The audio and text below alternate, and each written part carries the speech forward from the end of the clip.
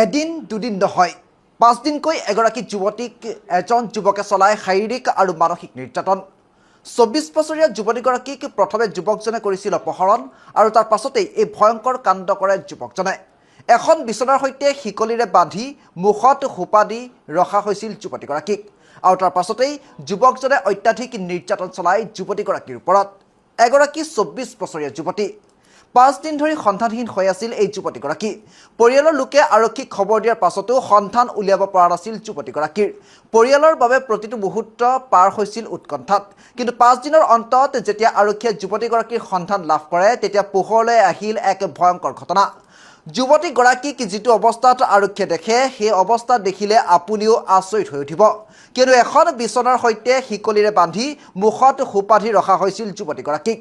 অৱশেষত আৰক্ষীয়ে অভিযান চলাই উদ্ধাৰ কৰে যুৱতীগৰাকীক শিল কাটি যুৱতীগৰাকীক মুক্ত কৰে আৰক্ষীয়ে এই দৃশ্য আমি দেখাই আছোঁ 10 to the 9ৰ দৰ্শকসকলক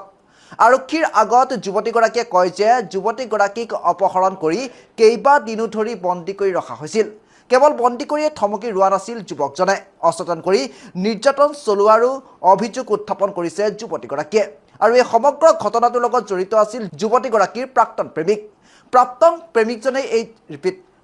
প্ৰেমিকজনে যুৱতীগৰাকীক অপহৰণ কৰি ভয়ংকৰভাৱে নিৰ্যাতন চলায় অৱশেষত ঘটনাস্থলীৰ পৰা আৰক্ষীয়ে প্ৰাক্তন প্ৰেমিকগৰাকীক আটক কৰে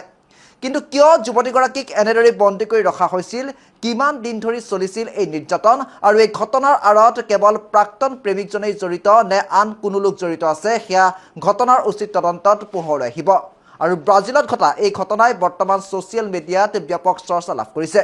৫ দিন ধৰি নিৰুদ্দেশ হৈ থকা যুৱতীগৰাকীৰ সন্ধান বিচাৰি চলোৱা অভিযানৰ অন্তত পোহৰলৈ অহা এই ঘটনাই এতিয়া সমগ্ৰ অঞ্চলটোত তীব্ৰ চাঞ্চল্যৰ সৃষ্টি কৰিছে আমি জনাই আহিছিলোঁ এই মুহূৰ্তৰ এটা গুৰুত্বপূৰ্ণ খবৰ এগৰাকী ২৪ বছৰীয়া যুৱতী ৫ দিন ধৰি সন্তানহীন হৈ আছিল যুৱতীগৰাকী আৰু পৰিয়ালৰ লোকে আৰক্ষীক খবৰ দিয়াৰ পিছতো সন্তান উলিয়াব পৰা নাছিল যুৱতীগৰাকীয়ে